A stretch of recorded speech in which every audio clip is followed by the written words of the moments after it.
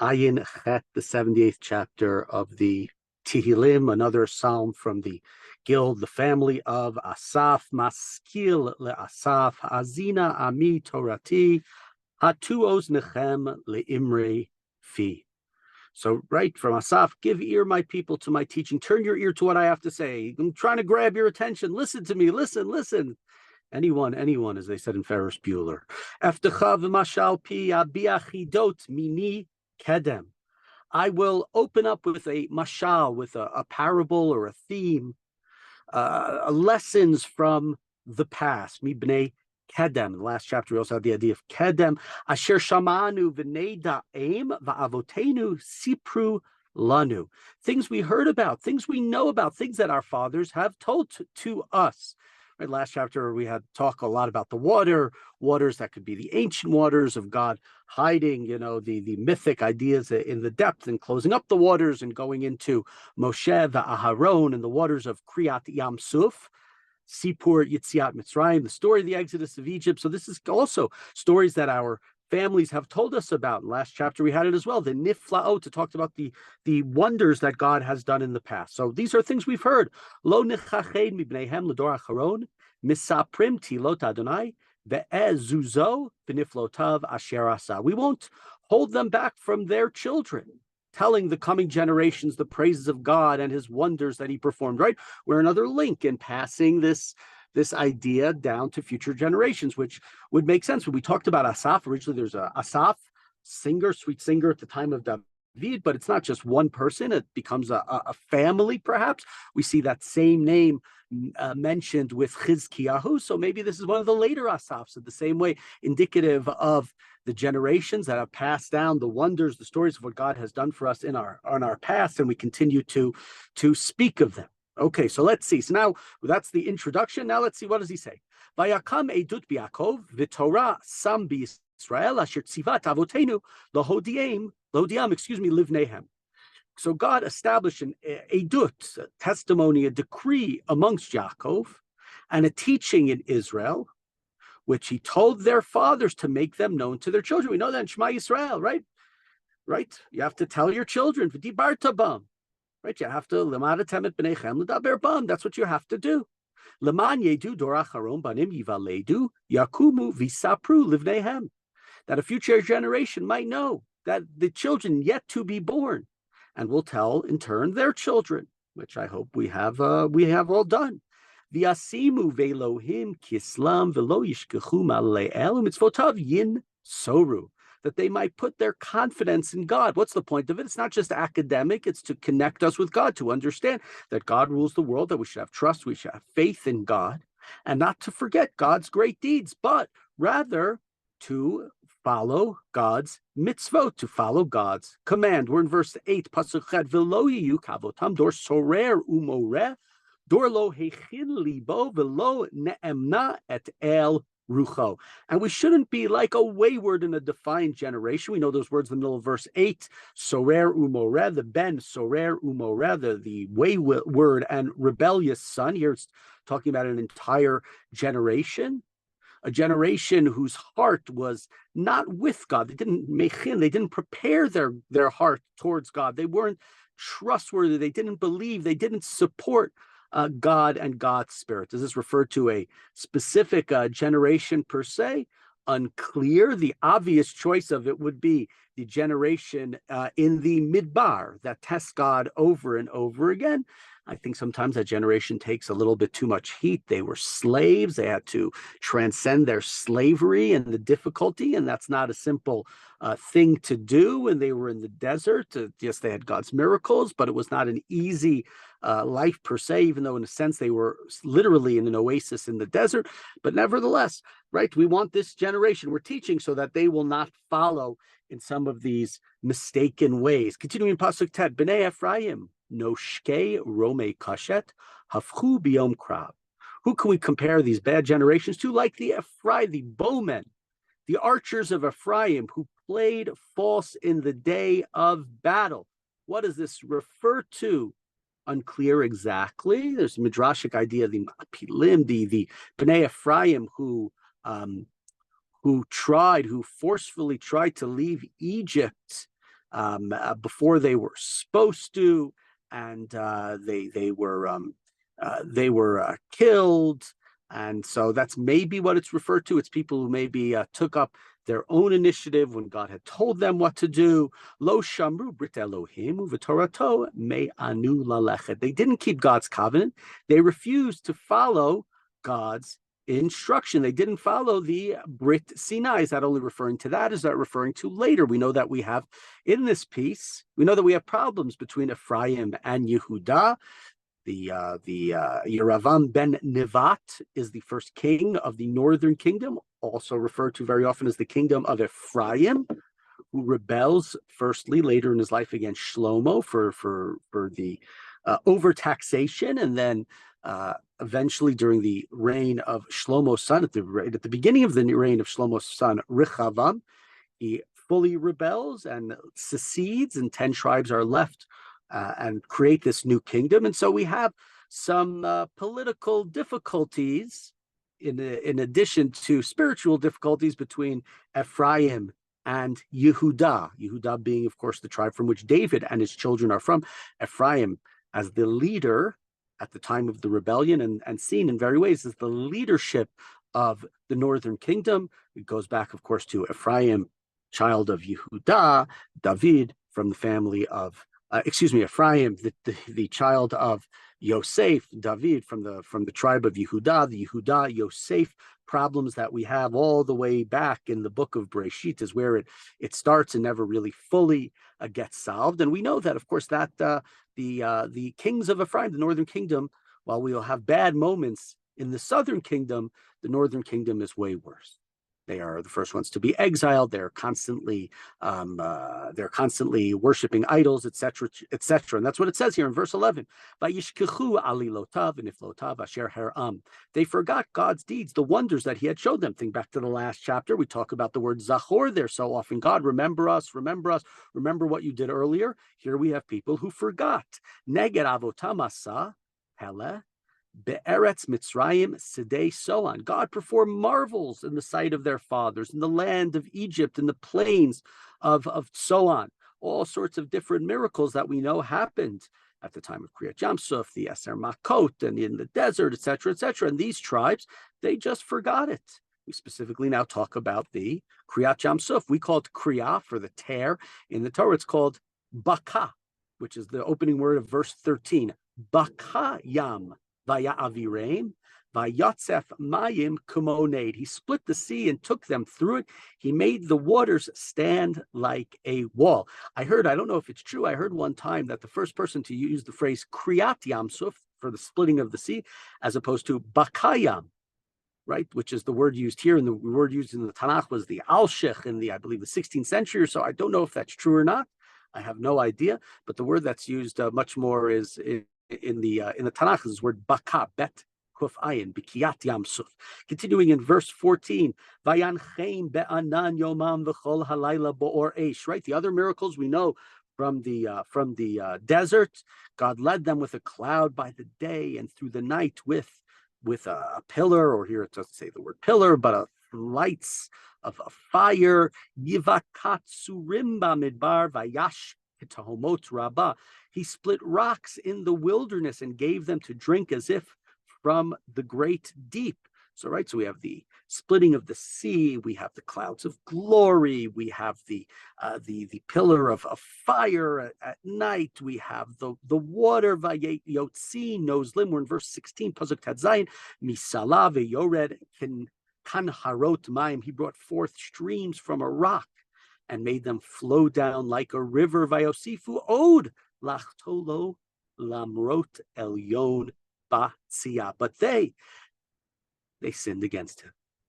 They defied God in that parched land, that land that's dry. Word here, lamrot, like the word to rebel. Mamrim heyitem im Hashem is a phrase that Moshe uses in early Dvarim to describe the Jewish people. It comes down to the same word that we saw earlier of Ben Sorer Umoreh, the wayward and rebellious son. That same word, mar, bitter, maybe rebel when you're bitter. But we had that in that generation, and we have it here. We're being said of Ephraim in these generations. Continuing pasuk Yud Chet, Vayinasu el bilvavam l'shol ochel l'nafsham. They tested God in their mind when they demanded food. Vayitapru be'Elohim amru hayuchal el la'aroch shulchan b'midbar. They spoke against God, saying, can God spread a feast in the wilderness? Can God do this? Can God give us a shulchan aruch?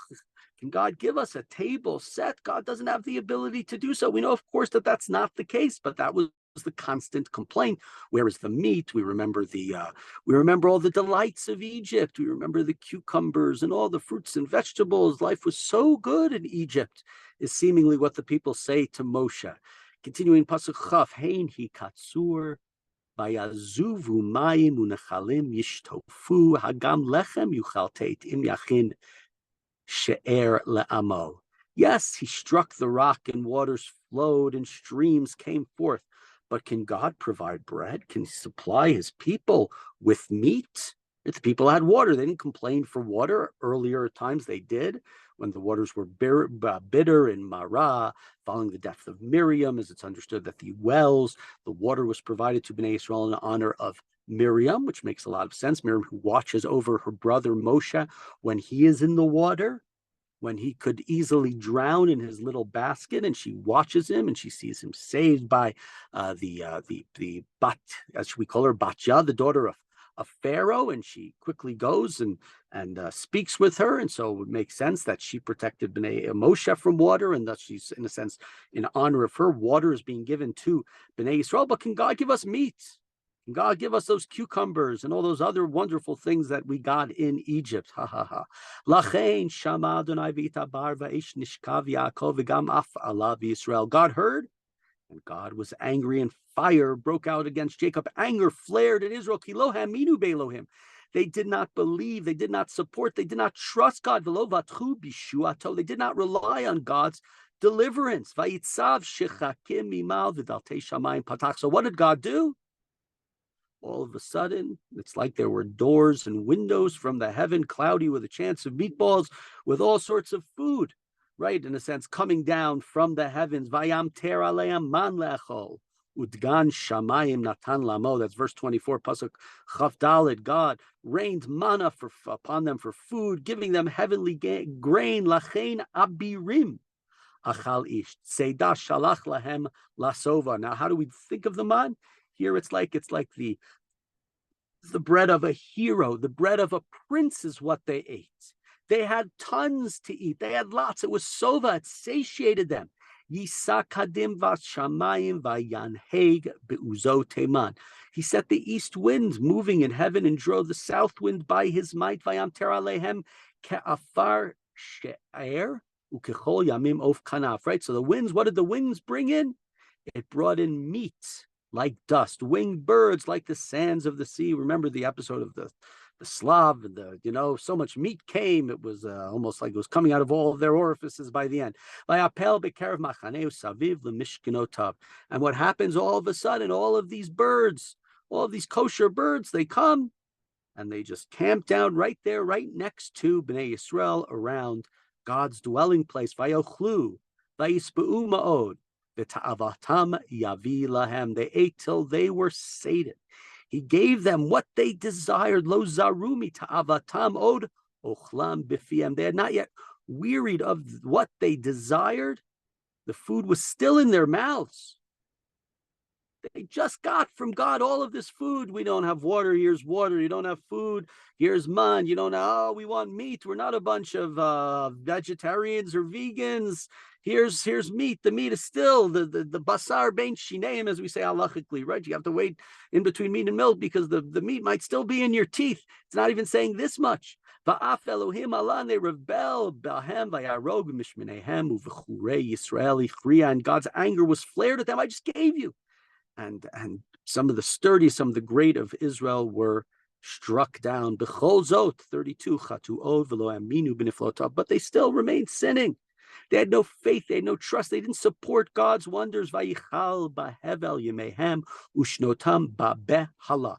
He made their days end in futility, in hevel, in a breath, in a moment. They didn't succeed in what they wanted to do. They died in the desert. They didn't make it into Israel. Their years in sudden death. And here we have a little bit, if you look at verse 33, sort of the poetic, we have Vayichal behevel, and then the end of the verse is ba behala. The words are reversed, but right, two different words, but mean the same things: futility and a very quick sudden death. Continuing pasuk lamed im haragamu derashuhu v'shavu v'shicharu el. When he struck them, they turned to God, and once again they sought God. No atheists in the foxhole. We're turning to God after problems. And they remember that God was their rock, something that lasts forever. God was their goel. God was their highest redeemer. Yet they deceived God with their speech. They lied to God with their words. Right? We turn to God, but we're not sincere about it. Lo nachon imo. Second time we see this, their hearts were not constant. They weren't prepared. They weren't ready. They weren't true. Velo ne'emnu vivrito, and they didn't remain faithful to God's covenant. And here we have the most well-known verse in this chapter. V'hu rachum. But he, God, was merciful. God was forgiving of iniquity. God did not destroy. God restrained his wrath time and again and did not give full vent to his fury. Right? Yes, that generation died out, but the next generation made it into the land of Israel. Of course, we know that verse. We say it every night at the beginning of the Ma'ariv prayer. You remember, they were just flesh. They were just a passing breath that doesn't return. Right? We might think that we live for a long time, but at God's breath, 70, 80, 100 years is nothing. It's an instant. Kama yamruhu bamidbar yatzivuhu vishumun. How they defied him so often in the desert. They caused God grief, sadness, sorrow in the wasteland. Vayashuva and Suel, Kdosh Yisrael, hit vu. Again and again, they tested God. They vexed the God, the Kadosh, I should say, the Holy One of Israel. Lo zachru et yado yom asher padam minitzar. They didn't remember God's strength, the day that God redeemed them. They didn't remember the Kriyat Yamsuf. They didn't remember the Makot. They didn't remember the miracles at Har Sinai, etc., etc. Ser sam b'mitzrayim ototot. Umoftav b'tzeit Zoan. He didn't remember the wonders in the plains of Zoan, the signs in Egypt. Vayafoch ladam yoarehem v'nozlehem bal yishtiyun. When God turned the rivers into blood, making the water of the Egyptians undrinkable. Yishlach b'hem arov vayochlem utzvardeo tashchiteim. Right, the insects, the frogs. Vayitain lechasil yevulam v'giam la'arbe. Gave crops over to grubs. Right, destroy the crops of the Egyptians. Their produce went to the Arbe. Another one of the plagues, the locusts. Yarog babarad gofnam ushkmotam bachanamal. He killed their vines with hail. He killed their sycamores with frost. Vayasker lavarad bi'iramu miknehem lirash lar shafim. He gave their beasts to the hail, their cattle to lightning bolts. Here we'll have a verse in 49 that we know. And right, you would think the Jews, now they saw God's wonders, they saw the miracles, they saw God save them, but he also saw how they also saw how he destroyed Egypt. So you would think that they would remain loyal and faithful and following God. Yishalach bam, verse 49, Mem Dalid. Yishalach bam charona po evra vazam v'tzara mishlachat malachei ra'im. Again, know this from the God. He inflicted his burning anger upon them, wrath, indignation, trouble, a band of deadly messengers. Yifales nativ la'apo lo chasach, mavet nafsham v'chayatam ladever. His scary cleared a path for his anger. He didn't stop short. He gave them over to the pestilence, and we know here, number 10 in verse 51, vayachol b'chor Mitzrayim. Reshit onim ba'ohalecham. He struck every firstborn in Egypt, the first fruits of their vigor, of their strength in the tents of Cham. And what did he do after the Yeser Makot? He took his people, he moved them. He was like a shepherd moving his sheep, bringing them through the wilderness. He led them in safety. They were unafraid. Their enemies were covered by the sea. Finally, then they were fully should feel safe. The Egyptians have drowned. He brought them to his holy realm, the mountain his right hand had acquired. He expelled the nations. right? This time of Yoshua already. Bnei Yisrael conquer the land of Israel. They get their territories. They get their Nachala. Vayinasu, we're in 56. Vayamru et Elohim el yon ve'edotav lo shamaru. Yet they continue to test God. They didn't observe God's decrees. Vayisku vayivgedu kavotam. Nepchu keshet remiyah. They fell away. They were disloyal. They were false. They were liars. They were treacherous. Vayichasu bivomotam uvislehem yakni uhu. Again, they tested God. They vexed God with their incense, with their idols, with their bamot shamalohim vayitabar vayimas ma'od b'Yisrael. God heard it. God saw it. God was enraged, and God rejected Israel. Does Israel mean all of Israel? Does it mean only the northern kingdom? Vayitosh mishkan Shiloh ohel shikain ba'adam. And thus, as a result, what did he do? The tabernacle in Shiloh was destroyed. The tent that he set amongst men. This was, of course, the tent of Shiloh was the one that was built by Moshe, technically by Betzalel in the desert. He let his might go into captivity, his glory into the hands of the foe. We know the Plishtim took the ark, the Aron. He gave his people to the sword. He was enraged at his very own people. We're in 63. Fire consumed the young men, and the maidens remained unwed. A very harsh verse to read today. Verse 63. Samach Gimel, when we think about what's going on in Israel today.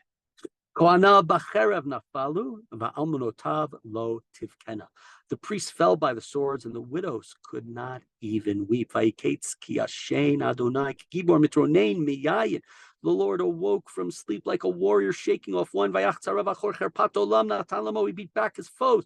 He dealt them lasting disgrace. But he rejected the clan of Yosef. He did not choose the tribe of Ephraim.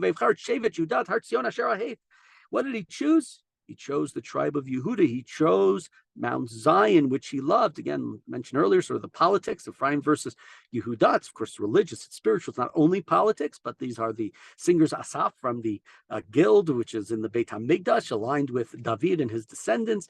He built his sanctuary like the heavens, like the earth he established forever. Vayivchar in verse 70, B'David Avdo. He chose David. He took him from the sheepfolds, right? When Shmuel shows up in the house of Yishai, Yishai brings all his sons. David is an afterthought. He's not even there. He's out with the sheep. He brought